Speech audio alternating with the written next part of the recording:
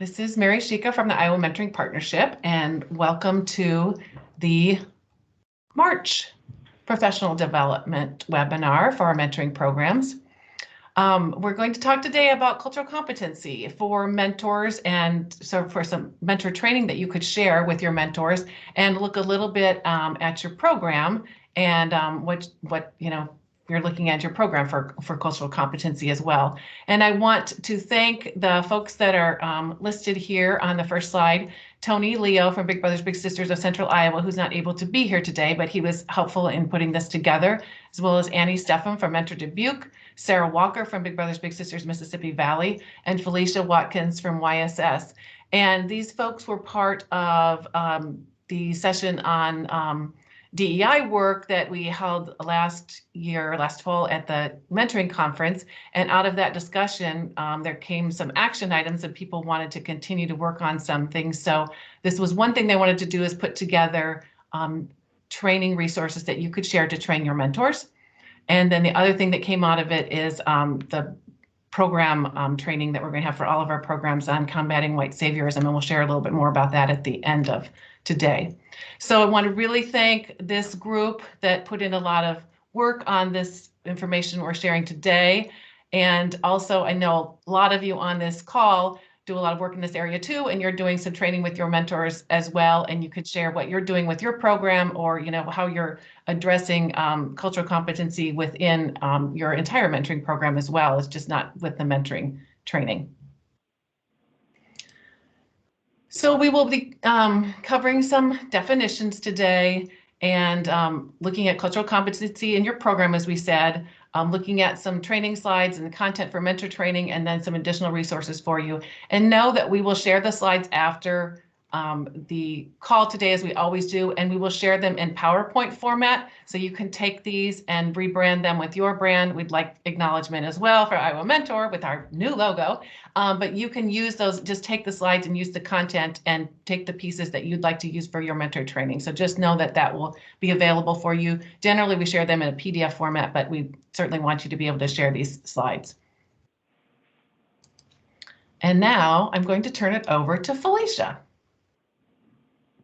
Unmute myself. I've been having issues with the internet today, so I apologize.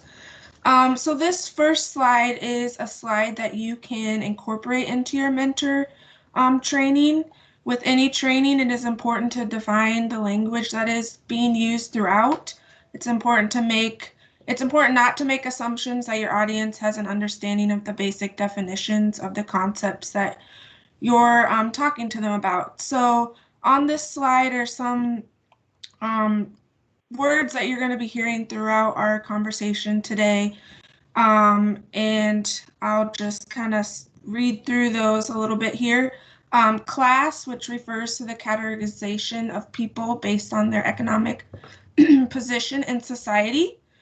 Culture refers to the characteristics and knowledge of a particular group of people. Culture is the lens through which we look at the world. Cultural competency refers to the ability to understand, appreciate, and interact with people from cultures or belief systems that are different from our own. And then cultural humility is an ongoing process of self-exploration, self-critique, combined with the willingness to learn from others. And there's a couple of questions here on these slides to maybe just be thinking about as we go through the presentation today. And you can go to the next slide.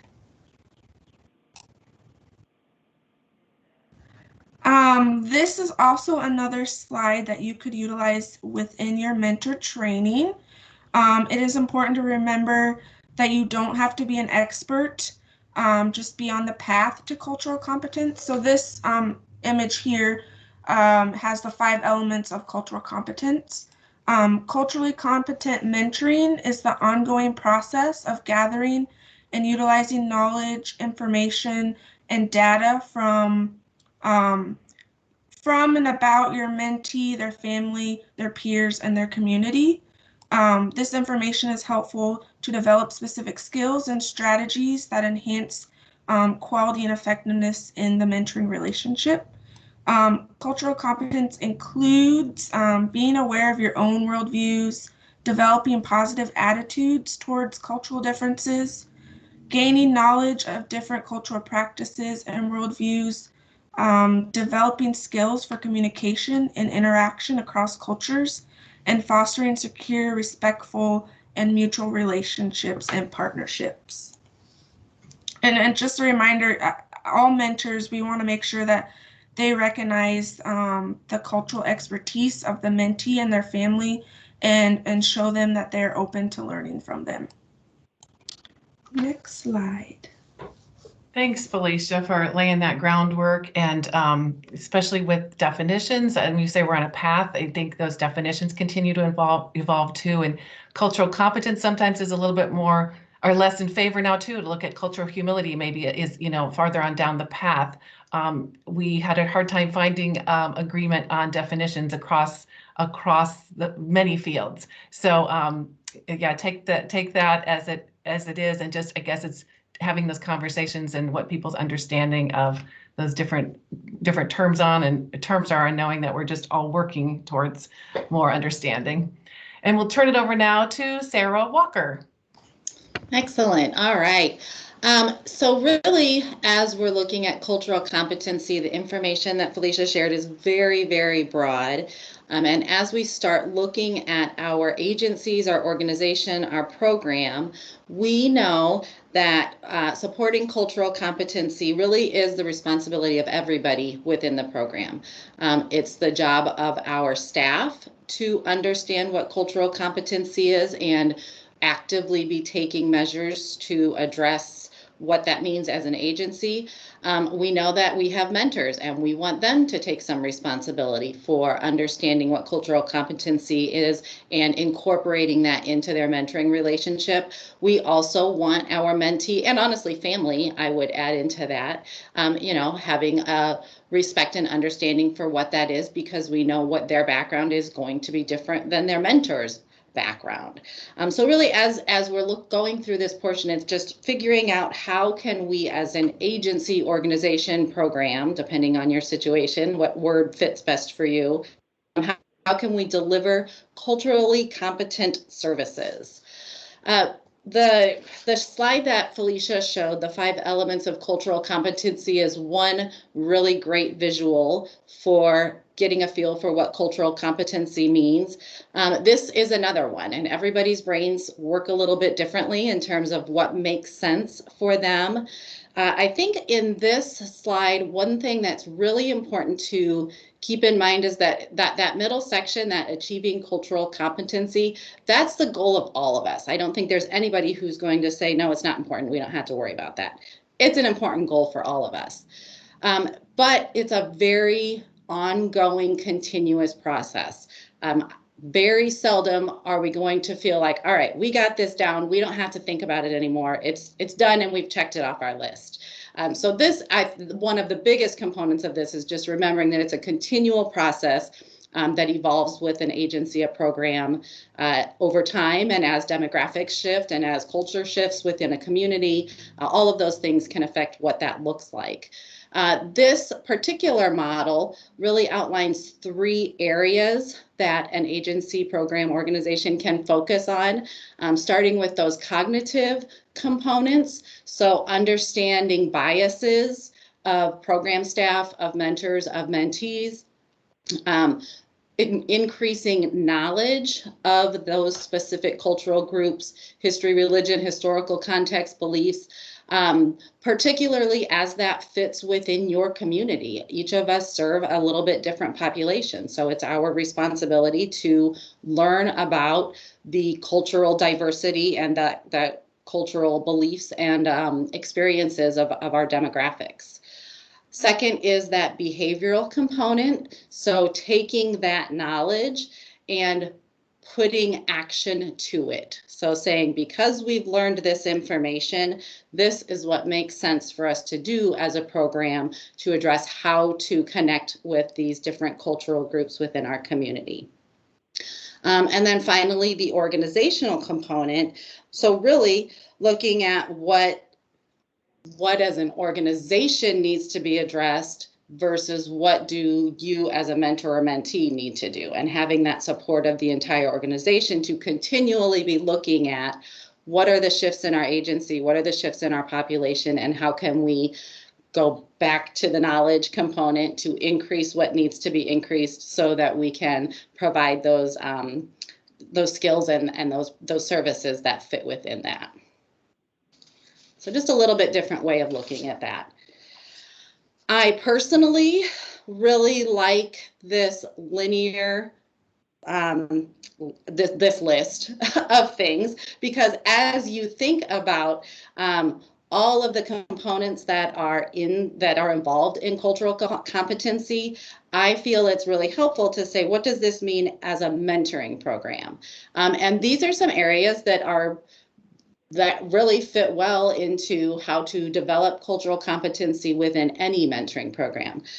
They really all kind of fit into those different areas, but really looking through these, so building into the mentoring program an adequate cultural of inclusiveness. Not only does that fits into an organizational component. You know, we really need to make sure that everybody connected with our agency, whether they're family members, mentors, board members, staff, understand why this inclusiveness is so important. As we start working into our actual program functions, creating a solid pre-match training that really begins that discourse and that training of volunteers and mentors on what is culturally relative and culturally relevant for the mentee and family that they might be connected with. Training mentors in understanding and recognizing their prejudice and biases. That's something that's going to start in pre-match training. Well, really, it probably will start in an interview process, depending on what your process is within your agency. For us, it will start in that interview, expand during pre-match training, and then moving down to the next one, continue into match support once that mentor has a better idea of the type of child that they're matched with, and that family has an idea of who this mentor is that they're connecting with. You know, how do we support them to continue increasing the knowledge of that cultural competency so that they feel like they're connecting? And then again, on a larger organizational level, again, continuing to create collaborations between local and national entities to facilitate regular ongoing training opportunities. Those might be things that are relevant for staff that are implementing programs. They might be relevant for board members who are, a more external support of the agency. Also very well could be mentor enrichment or mentor training events or activities, or family engagement activities that continue addressing these on a large ongoing basis.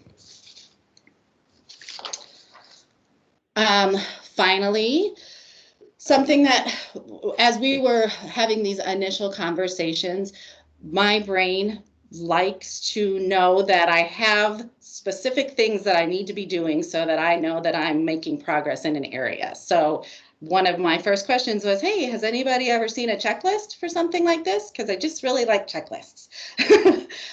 Again, any checklist doesn't mean if you go through it and you say, okay, cool, I checked off all of these things, I'm done now. I don't have to increase my cultural competency anymore. But it is a really strong starting point for people who like a more concrete idea of what do I need to be doing, what do I need to be taking into consideration as I assess this as an individual, as a program. This one that we found is actually for a broader behavioral health services and support. So it's not mentoring specific, but there's definitely a lot of overlap in terms of what an individual staff person might want to take into consideration as they're interacting with families, as they're bringing people into their office environment, as they're coaching those matches through challenging relationship things that come up. It's broken into 3 different areas: physical environment, materials, and resources, which really does address, how are we reaching out? How are we connecting with people when they are in our physical space? Communication styles. The survey itself is focused more on a facilitator staff person to a participant, But within our agencies, we also know that there's definitely going to be that mentor communication with the family, family communication with the mentor. So how can we continue coaching people to be aware of those different communication style differences that might be present? And then values and attitudes, and that's a pretty significant portion of the assessment, but gives a better idea of, you know, what additional very hard to see when you meet somebody, and sometimes very under the surface beliefs, values, attitudes are present, and how can we as staff be aware of those? How can we help coach mentors to be aware of what's going on in a family, and vice versa, what's going on with a mentor's situation. So if you really like to see a concrete what kinds of behaviors are connected, or thoughts are, or behaviors, tasks, ways to increase knowledge that are more specific, this is a great tool for that. Thanks, Sarah, for all of those welcome. resources for programs. And because we have a presenter that needs to go pick up a little one, please, I'd like, if you have questions or thoughts, comments on just the program part, if you just either put them in chat or just hold on to them, and we'll take a pause after the mentor training piece, and we can have some more discussion. So we're just going to turn it over to Felicia now to talk a little bit about some resources that you can use in mentor training. Thanks, Mary, for reminding me that there'll be a little person with me shortly that I've without the entire day and have enjoyed it. You can go to the next slide, please. And some of the information was already shared with Sarah, but when you are thinking about mentor training for cultural competence, you want to make sure that the training provides guidance that is intended to develop attitudes, behaviors, and practices that will enable mentors to interact and work effectively with their mentees that may be of a different cultural background. So first on the list is getting cultural competence training for your staff, which I believe Sarah mentioned. Program staff members, regardless of their cultural background, bring their individual backgrounds and bias to their work. Staff may find it difficult for mentors staff may find it difficult to help mentors or mentees navigate cross-cultural understandings if they have not explored their own position or struggles and assumptions. And then it can also cause some challenges when trying to meet the needs of the mentees and the families. You also want to assess mentors at intake. There are several tools to do this. Doing so can also help you with matching decisions and giving you some insight into what training might be needed for the mentor. And then also partner with community organizations and professionals. It can be overwhelming to develop a strong training topic from scratch or deliver a training that was obtained from another source. So seeking out others who know what they are talking about and finding a way to partner is an important strategy to consider. I would also say seeking out people who may not be the expert, but have that desire to increase their knowledge on the topic. And as Mary mentioned, that's kind of what this DEI group has done, being able to come together. We're all from different areas and have different expertise in this area. And so hopefully what we've put together today you'll be able to pick and choose and use the resources to implement in your programs. And then consider offering culturally themed trainings to mentees and their families as well. Not just thinking about the members of the dominant culture, but just including everyone in that process. They would all benefit from training, including the mentees and their families.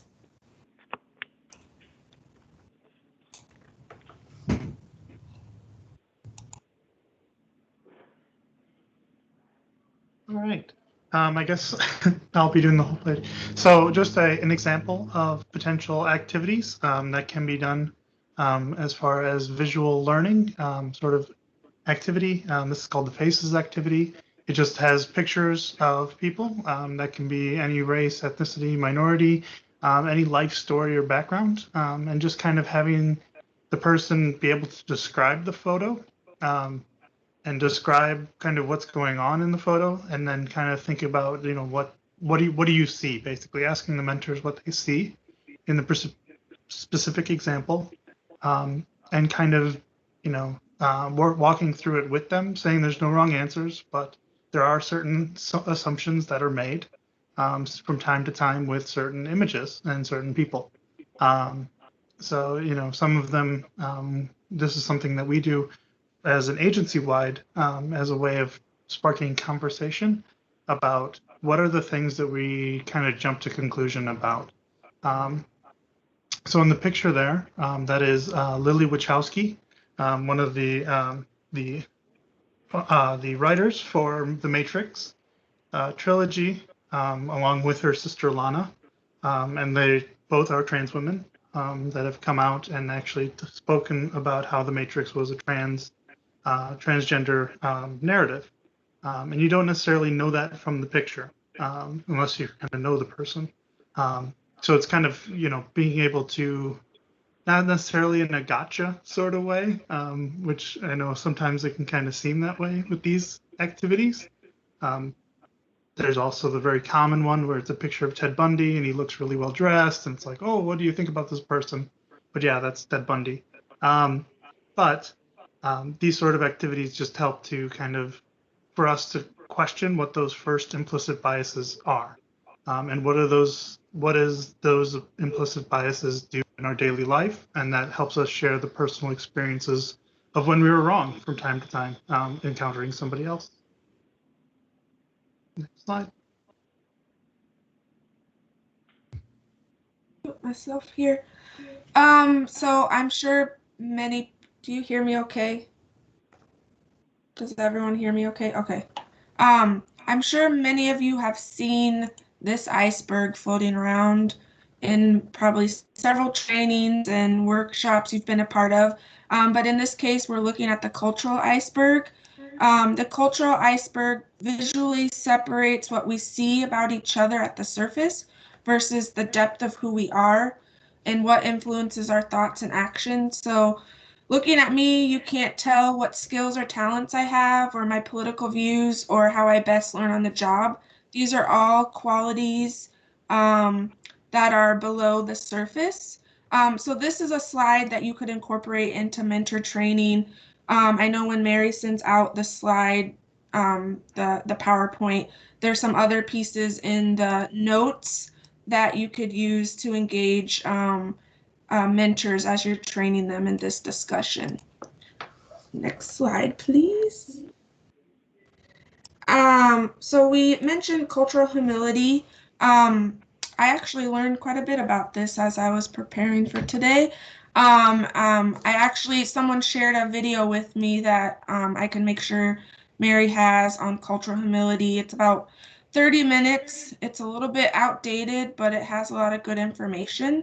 I did learn that it was the concept cultural humility was developed in 1998 to address inequalities in the healthcare field. It is now used to increase the quality of interactions between workers and their diverse community. And in our case, increase the quality of relationships between mentees and mentors. So cultural humility goes, do you all hear me okay? Because I hear an echo. There is a little echo, but you're easy to understand still, Felicia. Okay, I just hear myself in my head. It's kind of funny, but cultural humility goes beyond the concept of cultural competence to include lifelong learning and critical reflection, recognizing and challenging power imbalances for respectful partnerships, and then institutional accountability. So an important thing to remember is becoming cultural competent and practicing cultural humility are ongoing and change in the response of new situations, experiences, and relationships. and cultural competence is necessary foundation for cultural humility. And just some examples in mentoring, like many other things,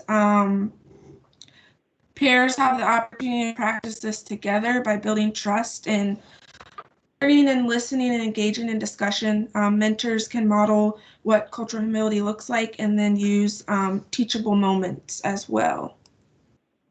And then I'm sure as I was talking, you were kind of looking at the graphic. I'm not going to go through each of those, but just the importance of reflecting on your culture and your experiences and the experiences of other cultures, and being aware of the labels and stereotypes that are used and consider how they influence us and so on.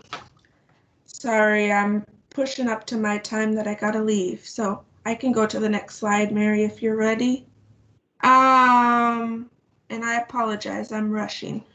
So this is a mentor cultural responsiveness assessment, and you can kind of see some of the questions there on the screen. This tool is designed to provide specific ideas for ways to support mentoring and becoming more culturally responsive. The purpose is to help you consider skills, knowledge, and attitudes that help your mentoring become more responsive to the needs of your mentee and then even the larger community. By doing so, you can help better connect with and support mentees. Thanks, Felicia. And those are just some sample questions for that assessment that you might have mentors, work through, and that the link will be there so you'll have access to that entire assessment. So before we go into the next session, a couple other areas we're going to look at, just going to pause for a minute. If people have questions or comments, you can unmute yourself, raise your hand, or if you have chat feature, if you want to put something in chat, but feel free if you'd like to just share an observation or share something from your program or a question that you'd like to throw out to the group, feel free.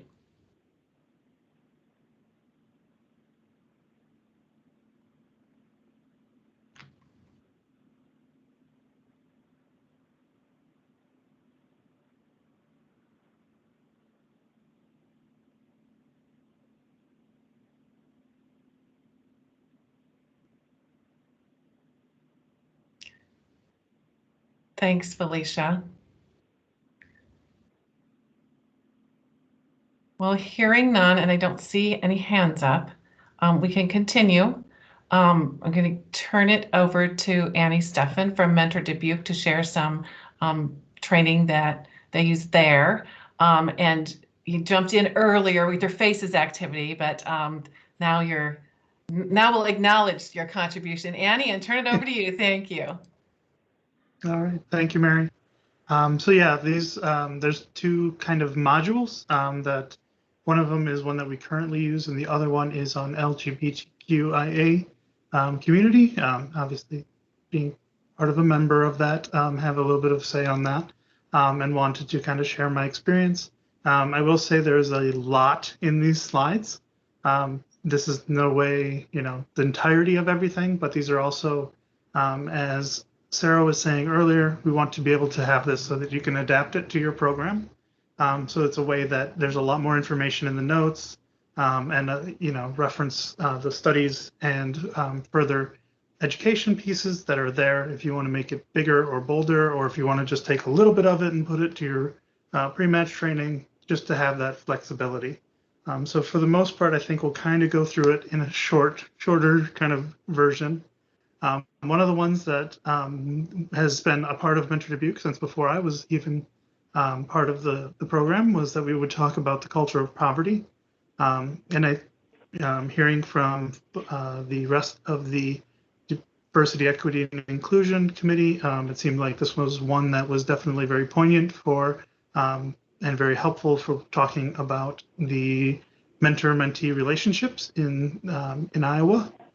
So yeah, we talk about, generational poverty, passed on, can be systemic, and versus situational poverty, which can be something simple as being in a pandemic and, or somebody loses a job or there's a divorce in the family and that changes the dynamic. The real important part about that is each class has kind of their own set of ideals. These are stereotypes, so it's not necessarily that every single group is going to follow these to the T, but they are stereotypes that are a double-edged sword because they both hold a grain of truth, and so therefore that knowledge can be very important, but they also can be used in a weaponized way to basically say that all these people are terrible or something like that. So you want to make sure that you're using the knowledge aspect of it, but not just assuming that that's going to be the characteristic for everyone. But it's good to be aware of these things as well. So on the next slide, we can talk about each class. So this is part of a study from the part of a study that was done called the Framework for Understanding Poverty by Ruby K. Payne, PhD, and that the link and the reference and everything like that is in the notes for the slides when Mary sends them out, and especially for our case, at least with Mentor Dubuque, because we find a lot of friction between lower class and middle class.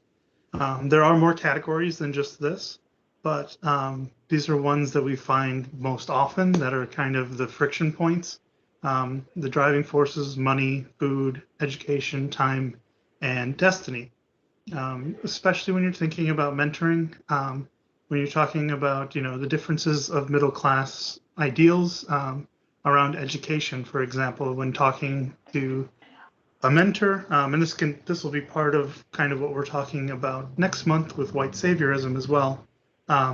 The difference between like, oh, you got to go to school and you got to get education and you got to get a good job and make money, and that's my goal with the mentoring is that I'm going to provide that to you, provide that so that you can go do that. But that's not necessarily the same mindset that somebody from a lower class would have. So they can definitely see that it's very important, but it's not necessarily. It's more about facts. It's more about being the street smarts to just make it day to day. So they might not even have the goal of going to college, and that might not be the right thing for them. So you end up having these friction moments between the mentor and the mentee that are different ideals, just based on the culture, the class socioeconomic status of the culture that they were raised in. So you think about, and a lot of this comes down to the driving forces between the classes. Lower class, much more survival orientated, and then middle class is more work and achievement, very goal directed, and just you can find frictions that exist within that. And there's a lot more information on the slides as well, if anyone wants to kind of dive deep into those sorts of things. But we always end up with a little bit of hope for the next slide. Whenever we talk about these with our mentors, we always want to, end up in a good way, that we're talking about the 4 ways for families to get out of poverty. So having a special skill, talking about being a rapper, being an extremely gifted athlete, those sorts of special skills. Next two are kind of mixed together, giving up a toxic relationship. Say there's, somebody has a substance misuse issue and they need to give up that relationship. Reaching a point where it's too hard to stay could also be that hitting rock bottom because of an addiction or an issue, mental health problem that, you get to the point where it's just too painful and something has to be done. And lastly, having access to a mentor. And that's not necessarily in the ways, and I always like to explain this to the mentors because everybody's like, oh yeah, having a mentor, and that's great because you get opportunities that you weren't given before. It's like, not exactly. Yes, that's good. That's really wonderful, but it's more shown that just having that trusted adult that is somebody who's consistently there for you and kind of supports you in your corner, that's what really helps. Because that just shows that there are people that trust you and there are people that believe in you, and that can really help boost their self-esteem and kind of break the cycles of basically trauma that are going on in poverty. So that's the poverty part. Does anybody have any questions about any of that? I know I didn't go into a ton of detail, but yeah, there's much more in the notes, as well as if you ever need anything, you can always ask me as well.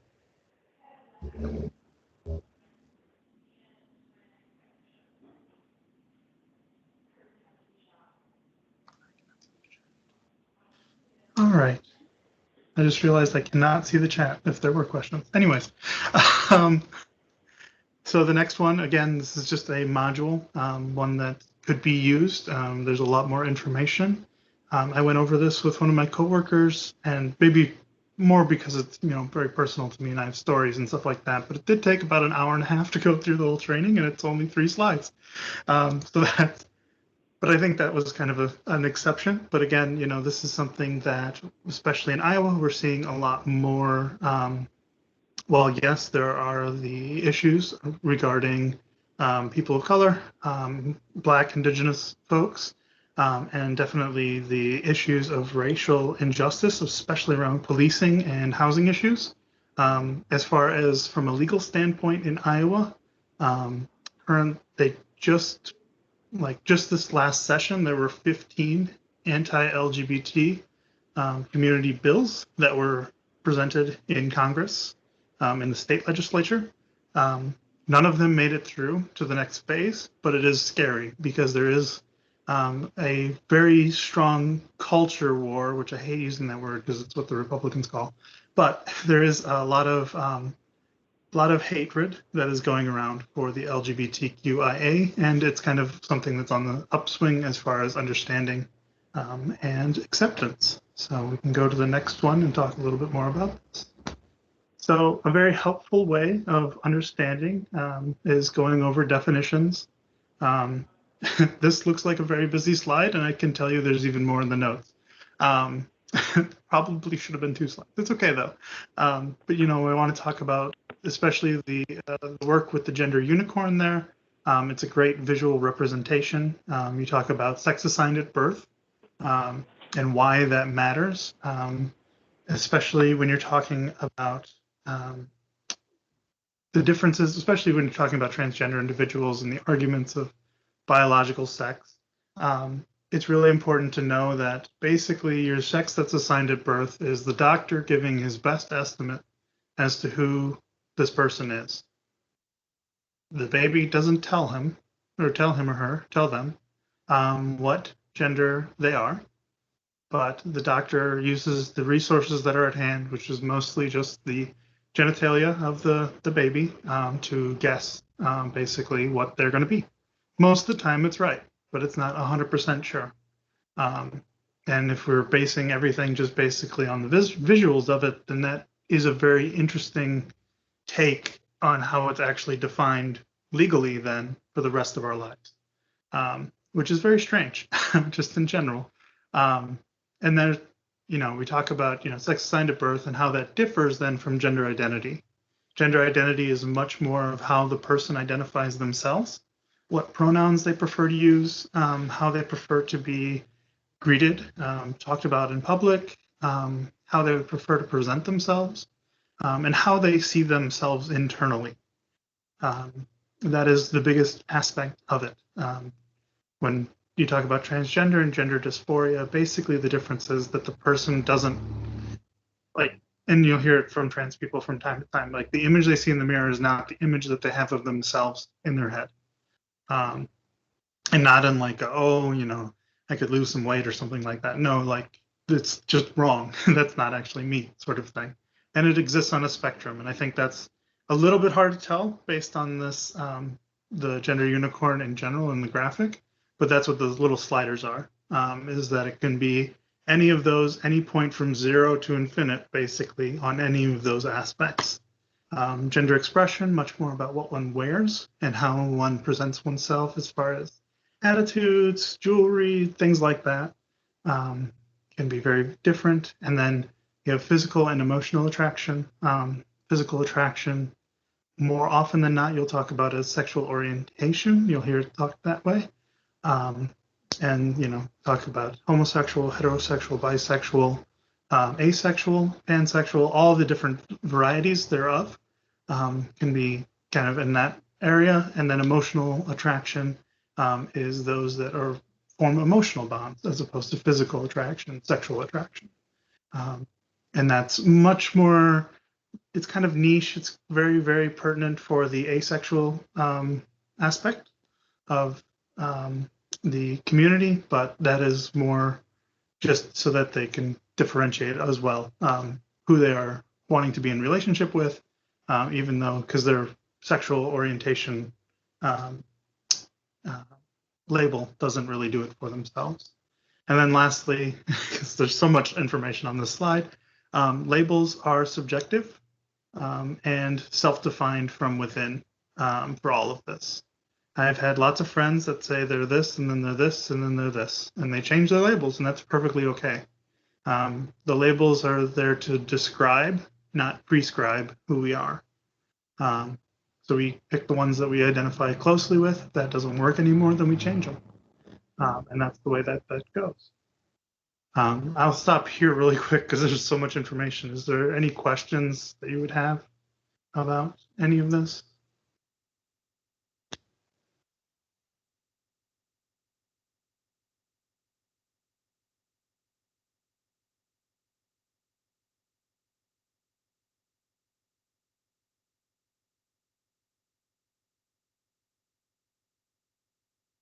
All right, and then I also forgot to mention that names have been changing of whether or not to call it the alphabet mafia with all the letters, or the full LGBTQIA plus, or the queer community, or as in New Zealand, they actually call it the rainbow community, which is very, very nice as well.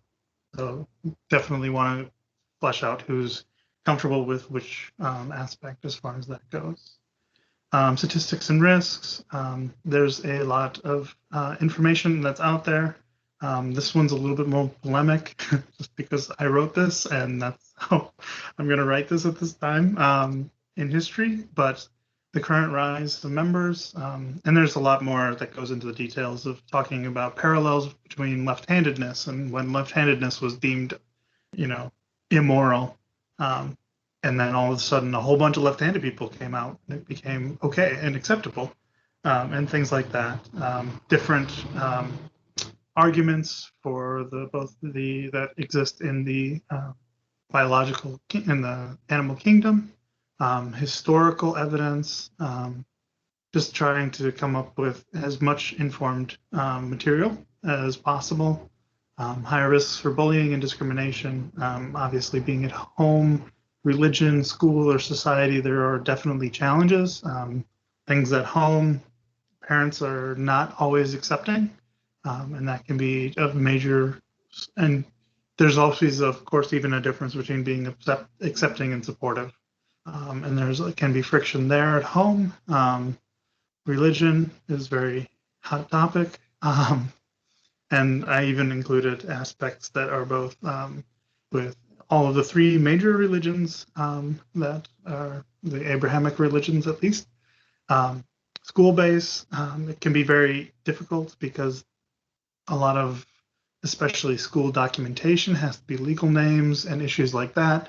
Not everywhere do they have access to a GSA, or a Gay Straight Alliance group, which is a kind of just a peer support group.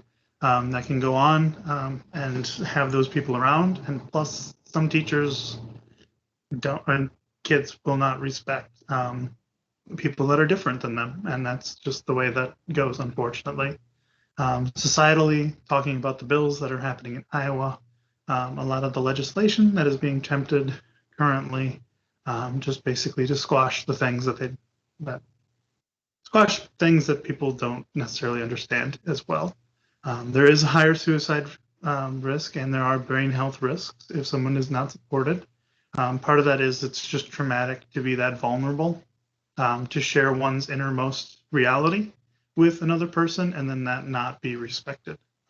It's very common just in everyday parlance, but to think about these things as something that's so innate within you that you share somebody and then they make fun of you for that specific thing is very difficult. The suicide risks actually do go down as long as there is a support system around the person, and that it minimizes basically to the same level as other youth. And yeah, that's talking about the trauma of its emotional abuse or gaslighting to basically reject somebody's identity and to say that somebody knows better than they do. And then the next one. Again, how to be positive about it. And this is just kind of things that we should do for everybody, is just respect them, support the rights of the queer community. Don't depend on the community for learning. I'm kind of a weird one. I like to talk a lot about it. So there's no issues if you have questions for me. I'm very open about a lot of these things. And then, we always are saying that mentoring is to help all youth. With this one's particular, it's a lot more education based with this sort of aspect of presentation. And that's more just because if you aren't part of the community already, you don't necessarily think about these things on a day-to-day basis. So the awareness level is kind of that moment along the cultural competency that is most needed at this time. All right. Phew, Annie, thank you so much. That's just a great deal of information there, and really makes me think we should probably address, we could probably make that a whole webinar too about LGBTQ issues too, and just, and working with that population in our mentoring programs too, because I know all of that in your poverty too, there's a lot more there, and folks will have a lot of resources when they receive these slides. So thank you, and going to pause right here. If folks on the call want to share at all about any training that they're doing in their program, their offerings for ongoing training, which I know is always a challenge, is how to get folks there for ongoing mentor training, and how you're doing assessment of your organization, how you're doing in all of these areas. We'll take a pause. If anyone wants to share, you can unmute yourself.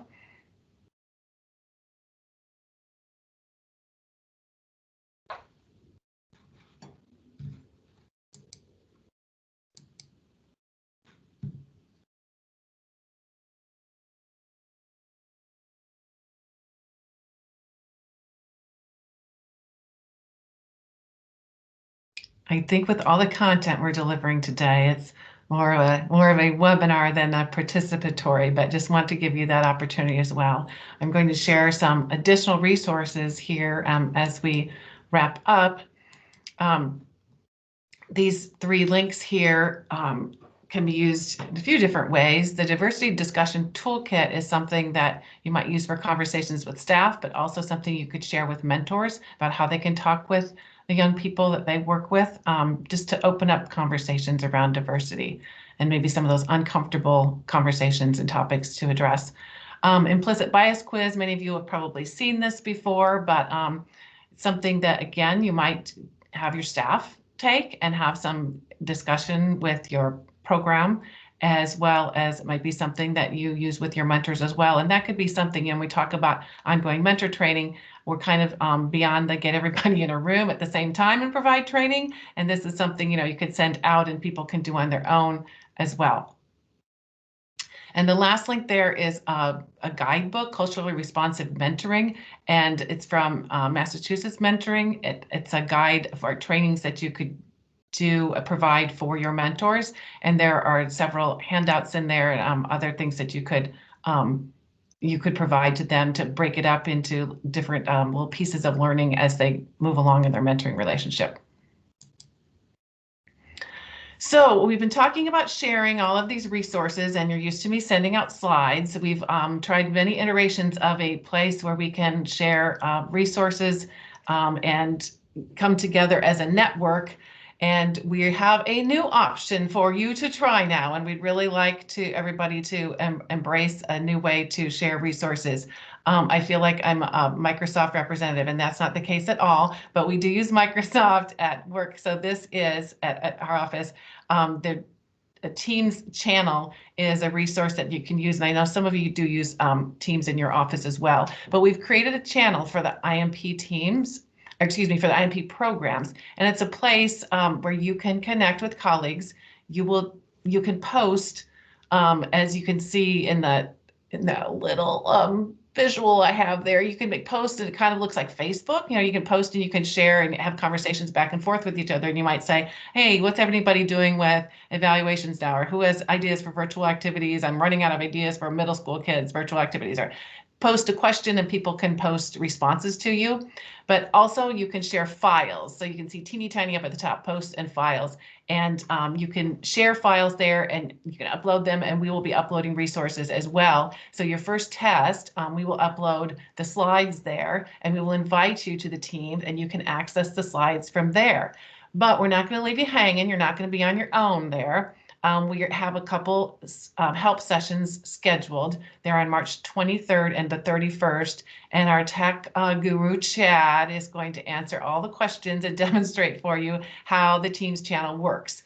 And you'll be getting an invitation. All of you downloaded the attendee list today, and you'll get an invitation to join the team. And obviously, we're going to invite all program staff and encourage you to invite your colleagues as well. That make sure everyone is aware of the Teams channel and gets connected there, and we'll get things posted in there and start sharing resources. I just think this will be a really great way for programs to connect and continue to collaborate across the state. Does anybody have questions on that right now at this time about how it might work or how we could use it? And we'll talk more about that on those calls, obviously. Another follow-up to this, or continuing on our journey here with the training, DEI work, our Innovation Exchange, which is our fun name we've used for all volunteer Iowa program trainings we've done over the last 7 or 8 years. This year, we're going to be providing this training about combating white saviorism. And our colleague from Mentor Independence Region, Philly, Adelaide Mosher, has presented this many times. We're going to have a fabulous co-facilitator with our own Tony Lampley.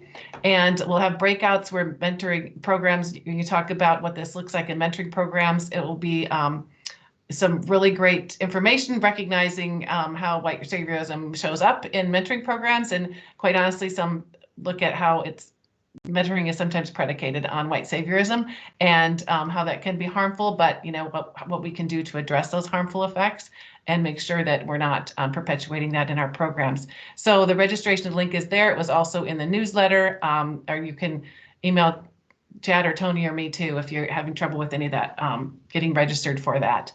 And just know that that will be our April professional development, since it'd be really close to our usual monthly one like this. So the April 13th will be our monthly professional development. We won't have a call on April 8th, so you'll be receiving a calendar cancellation for that April 8th call. And just a reminder that April 6th, we have our monthly programs chat, and we are rotating hosts for that, just facilitating the call and keeping that chat going. So just have you just want you to keep in mind if what's keeping you up at night. If you want to bring those questions to your colleagues and throw that out there for discussion, you're welcome to do that.